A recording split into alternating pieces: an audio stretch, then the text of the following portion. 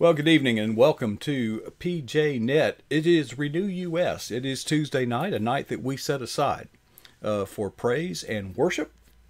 And it's a night we set aside. It's a very special night. Our special guest each Tuesday is Duduit. And before I bring him on, I guess I should have the magic genie pull down the monitors that show you this stuff. So, Genie, if you would please bring the monitors down, and there they are. Duduit. You can pronounce it, but you can't spell it. So I've put it on the screen right over there. Okay. And he is waiting in our green room. And Dell is actually traveling tonight. I hope his Wi-Fi connection at the hotel he's staying at holds up throughout the evening. Dell, you're traveling today, and but you're making the best of it. Yeah, I am. Thanks for having me on again. It's always fun to be with you. It's the studio looks awesome, and if it were only real. But yeah, I'm down here since I am down here on Cincinnati, Ohio, on business. However, I found ways to do some other fun work as well. I was at the Cincinnati Reds game a little bit ago, doing some research, I guess you call it, for Volume 2 of Dugout Devotions, which we're in the works right now. So I was able to have a couple of really good interviews for the next book. So I was really happy with that. So I was able to get some work done down here professionally, and then some work done with my hobby. With your other profession. Yeah, it's great to have a profession that you can go to a baseball game and call it work. Yeah, research. It's research. Yeah, research. Yeah, yeah. That's like when I'm on YouTube, studying stuff. And but today's blog I found kind of interesting, and I could if I had a criticism of it, I would say the topic is so broad. How do you limit it? Because attitude is everything. But I do want to recite a quote that obviously this man has used over and over and over, and he says, "A bad attitude, lack of gratitude, will slow your altitude and stump your aptitude." Who was that? That was Adrian Branch, and he said that more fluent than you did. And he said it rather fast. He said it rather quickly, too.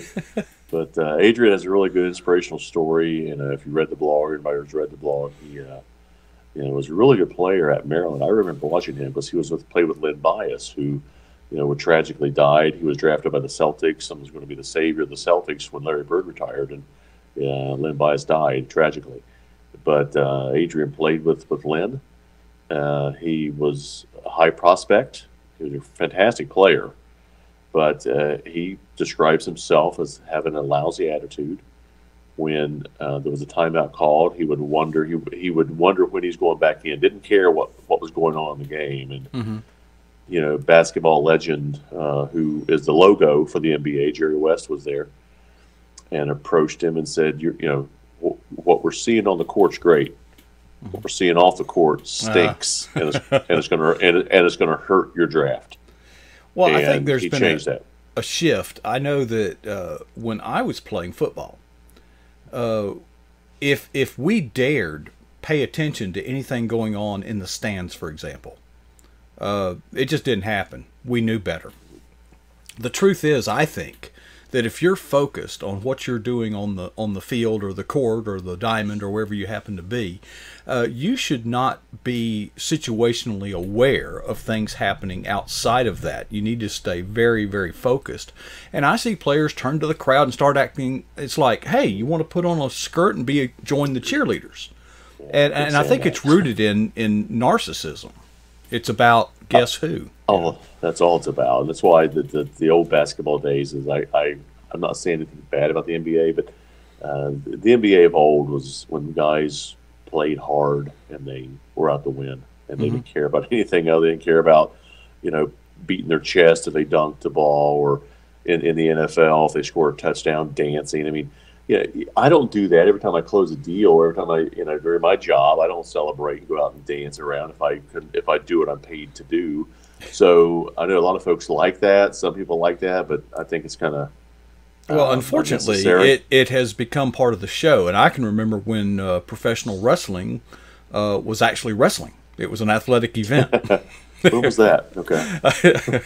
Back in the late 60s, actually.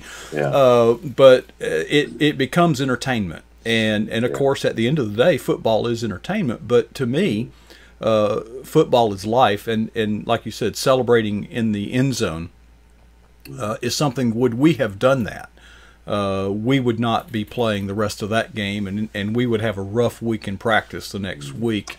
It's really not about you. I mean, there's nothing wrong with spiking the ball or doing something, but when you dance around and showboat, put on an act, or when you have to rehearse your celebration, then you're all worried about yourself there. So, and that was the same thing Adrian told this whole group of people. There was like 200 coaches there that day. Was he was worried about him, and he was worried about his stats. And then sure.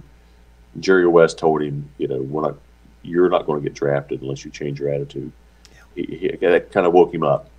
Well, you're part of a team, so, and yeah. I'm still waiting on the interview, and I wish I could just live it. I wish I could be the quarterback, in the great game where I won, and the media would just, magnetize around you after the game, and they would want to talk to you. I know exactly what I would say. I would say, let me introduce you to my 5 friends right here. Because if it weren't for them, you would not be interested in talking to me. Yeah, you're right. And, one thing he touched on, I don't think he meant anything by this per se, and I'd like to touch on that, is, if you wear your hat backwards, that doesn't mean you're lazy or you're for yourself.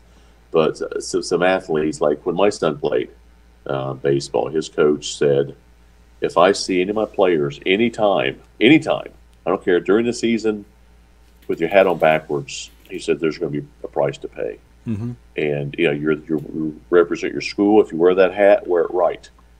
Mm-hmm. And the same way, a lot of MLB teams have that same policy. If their players are out there and they wear their hat on backwards or crooked, they could face a fine because they're not wearing their uniform correctly. Now you're talking. See, we are a team. We do things the same way. And I could get into the patriotic, political implications of during the national anthem you should stand, but I pin it on the coaches. Mm-hmm. Because if I were the coach, I would say, you don't get to decide what color jersey to wear. You don't get to decide your helmet. You don't get to decide anything on this field. You're part of a team. So if you're part of a team, you do what the rest of the team does. We all do it together as a team. So now, if you want to express your dissent about some topic, you may go back to the locker room, change into your street clothes, go outside the stadium, purchase a ticket, and as a spectator, you can do as you wish. But while you're on this team, you will do as the coach says you will do. It's that simple. And then I, as a consumer, could make a decision about the teams coach by coach. Oh, yeah. And if we get on the national anthem, we'll be here for 2 hours, and players standing for the national anthem. So, yeah, I agree. If a person wants to express his or her opinion, which they have the right to do so, if I did that during my day job, my company would come to me and say, "Hey, you shouldn't be saying this. You're out the door. Either straighten up or get out the door." The NFL is the same way, and for such a tough sport and tough players, the leaders in the NFL became complete cowards. When they tried to play both sides. And you can't do that. They tried to appease everybody, and you can't appease a turncoat like Colin Kaepernick. You just can't. So the best remedy there, and now he's being, given these awards for bravery. He's not brave. Kaepernick is a complete coward. Yeah, he's not a brave person. He the very country that allows him the opportunity to make millions of dollars. He's not making it now because nobody wants him. And to dishonor the people who died for him, to do that is just cowardice. Yeah, and he's not a hero. Well, it's unclear thinking too. I'll try to give him the benefit of the doubt and say he's been deceived. No. I don't. But it is the flag is the symbol of the principles we believe in, and that he says he believes in justice and equal, well, that's what our flag stands for. Now, if we're falling short on that, we need to work on that. Let's do that. I'll work with you. I'll stand beside you. I think on another topic, you can make a decision, when kids in high school are getting to that age to where they're starting to feel they want to be an adult and make their own decisions. Yes, you can make that decision, but that doesn't mean it's a good idea. When you decide to wear your cap as an ass hat, when you decide to have your pants hanging around your thighs, you can make that decision, but there are consequences. Oh yeah, and I can remember vividly my son, Gabe, when he was in junior high area time frame, he came to me one evening and asked me what I would do if he ever got his ear pierced. Right, and he was a young man in junior high age, and I said, well, I'm assuming that you're old enough to be an adult to make that decision, and you make that decision, but there's going to be consequences for that decision, and the consequences are I'm going to kick your butt. So if you make that decision, you're an adult, so we're going to duke it out. So take your pick. Which one I you see want. people do. I'm thinking mainly of young people, but being a 40-year-old or 50-year-old doesn't necessarily exempt you from this problem. But they get on social media and do things that they don't seem that we're just not thinking it through. It's one moment it's an impulse, and I think the problem is, and this gets back to what your blog talks about, is attitude. See, attitude is a set of beliefs around a foundation of character, and I can spot it pretty easily when someone doesn't have a moral compass or a foundation. They will give answers to questions that are vague.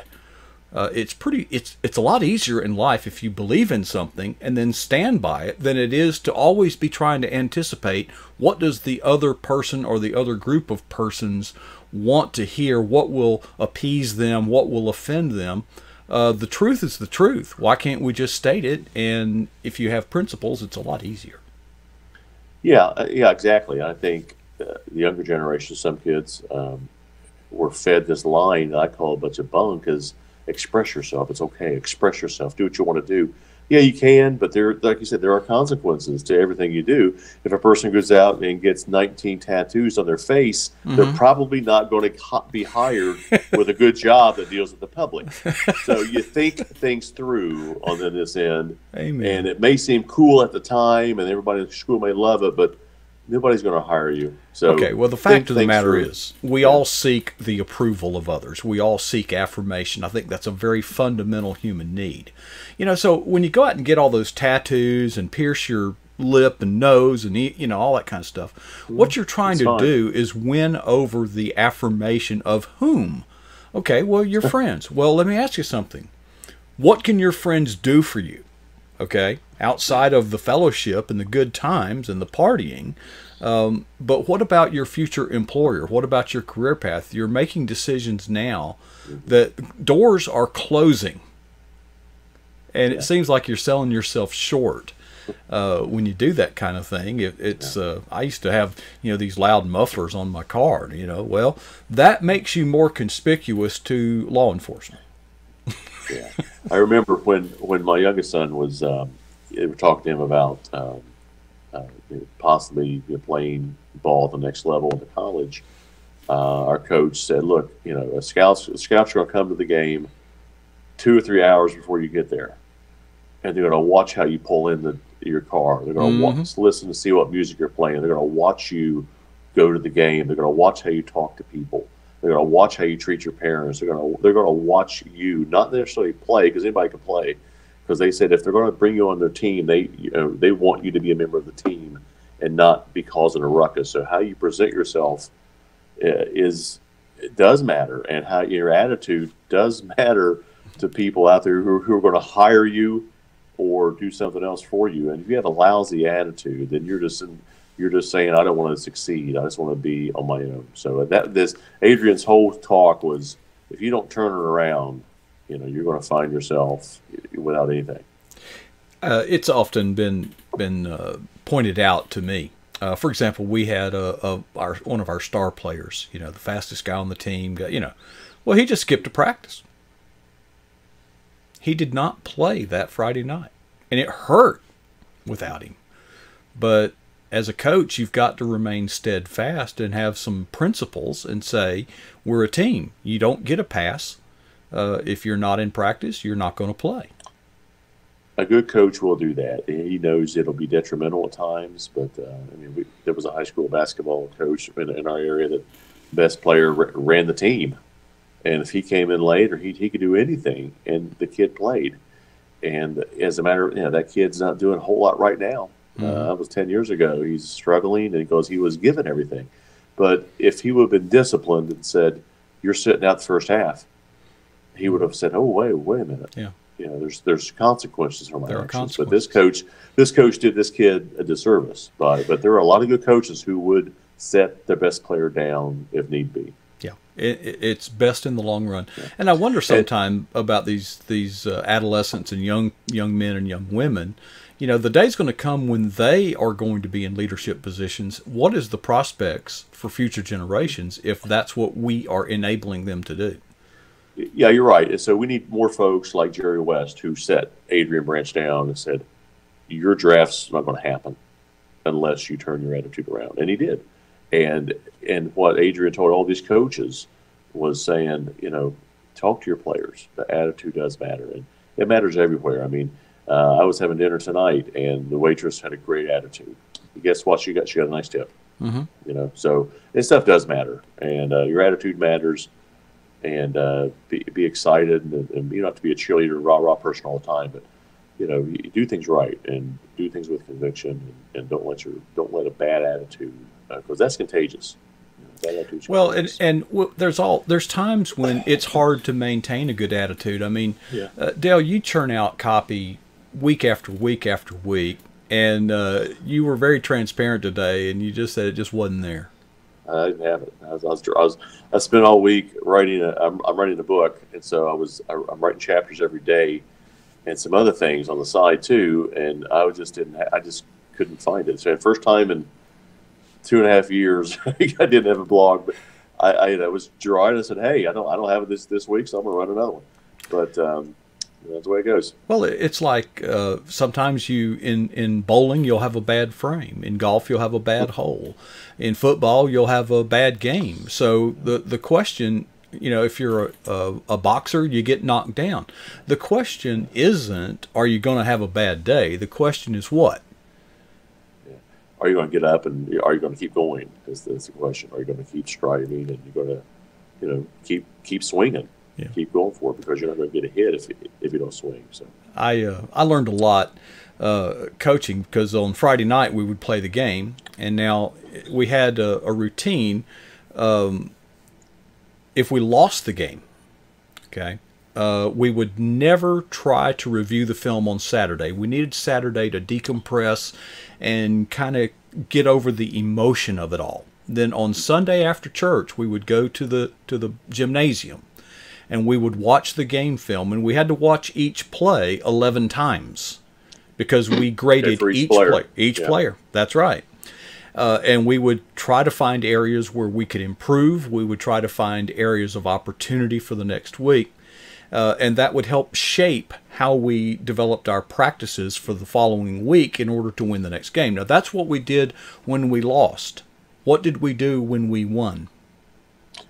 I don't know what you watched it, I would think, 11 times. We did the exact same thing. Because, see, no failure is fatal. No failure is final. We keep going. We were discussing, I forget who my guest was the other night, Casper. You play the game until there's no time left on the fourth quarter, whether the score is 28-0 in your favor or if you're behind 28-0, you play the same way, because see, it's an attitude. And our spiritual walk is the same way. There are times when we're spiritually on a high, but it's really a roller coaster. So God gives us inspiration in His Word for times when we are down. David was down. Yeah. Okay, a lot, quite a lot, yeah. And David, made some really, really bad choices. But he worked through that, and God guides us through that. He holds, but we've got to submit ourselves to His leadership and look for His direction, because I don't think that God has called us to a life of serial defeat after defeat. It's really, we are victorious. I remember one time I was I forget the context. It was a meeting of the booster club, of the various people representing all the things in the school. And this one woman, dear woman, we were talking about sports, and she was just exhausted. She says, "I am so tired of this roller coaster, up and down and up." And I said, "Angie, that's what life is. That's what sports is. That's how we learn."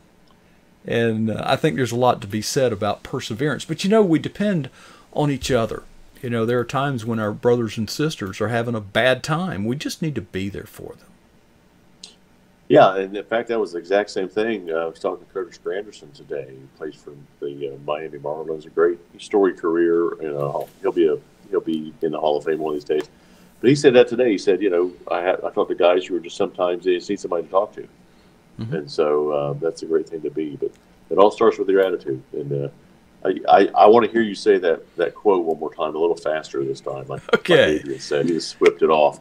Well, and he has a staccato. A bad attitude and a lack of gratitude will slow your altitude, and it'll stump your aptitude. It's better. Yeah. Zig Ziglar says your attitude will determine your altitude. Zig Ziglar says your increase in pay will become effective when you do. But yeah, normally I don't too, but I'd encourage anybody listening or watching to really check out that blog and listen to Adrian's. I had a lengthy interview, but I just put in 1 minute of it. I had like a 6-minute interview with him. Yeah. And but that 1 minute was really meaningful, and kind of he's the most positive guy I've ever been around. Well, folks, you can find that. Dale is one of the most prolific bloggers. I'm not a big blog reader, but I go out of my way to read Dale's blog. He blogs regularly on every Tuesday. You can find it right there. DaleDidway.com is his blog. And before we wrap it up, book's been out, Dugout Devotions, I think 6 weeks now. Yeah, it's doing really, really well. We're very happy with how it's going. We've got some book signings coming up. I'm speaking to a high school baseball team this weekend. They invited me. They bought 30 copies of the book. They're going to have me speak. I know, it's really cool. And they're going to have me come to a breakfast on Saturday morning and talk to them about the book. And then we're doing a book signing again in Pittsburgh on May the 4th with Clint Hurdle and the Pirates. So going to join us at the Barnes & Noble at the waterfront. At Homestead, Pennsylvania. Then we're going to do a book signing at Book Expo America in New York City at the end of May, on May 30th from 11:30 to 12:30. They're at the Java Center in Manhattan, so we're looking forward to that. So it's going really well. Dale, I don't know how you keep up with it. And the First Down Devotions, which you're interested in, is released on August the 5th. We're looking forward to that. Yeah, I've already pre-ordered mine. I think it's available on Amazon, but I bet if you go to DaleDidway.com, you'll find some way to buy all this stuff. Yeah, right now it's available at NewHopePublishers.com as far as pre-order for First Down Devotions. And we have another book coming out. We don't know when the release date is. It's called Bengal Believer. Mm-hmm. It's about the Cincinnati Bengals. We don't have a date yet on that, but that could be tomorrow for all I know. I don't know yet. Well, Dale, our Wi-Fi held up surprisingly well tonight. I'm just glad, and I'm sorry that you're out on the road by yourself, because I know Angie's such a big anchor in your ministry. Oh yeah, she does a lot for me. She helps me. She does all my edits. She comes up with all my ideas and puts up with my griping, and so yeah, it's good. You're a great man, Dale. And hey, we'll see you next week. And hey, congratulations. Hey, listen, knock it out of the park Saturday. Those young boys, young men, young women, that is a real opportunity for ministry. And Dale, we want to do all that we can to help you and encourage you in your ministry. Well, anytime they feed you bacon, it's got to be a good day. Okay. Well, they bought 30 books, so they can afford to feed you a little bacon. I guess you'll be fine. Thank you. You're a good man. See you next Tuesday night, Dale. Appreciate you, brother. Thank you. All right, man. Well, folks, we always get blessed with Dale Didway. He is out of town traveling, but I don't know how that man doesn't meet himself coming and going. He keeps a very busy schedule, but he has always been faithful to join us here on PJNet Live on Tuesday night. Oh, by the way, I got word from Wild Bill for America. He is planning on being here Saturday night, this Saturday night, 9 p.m., and look forward to that. Of course, we'll have Roger coming up Friday night and more. So appreciate you being here, and we're just going to continue our praise and worship right here on PJNet Live.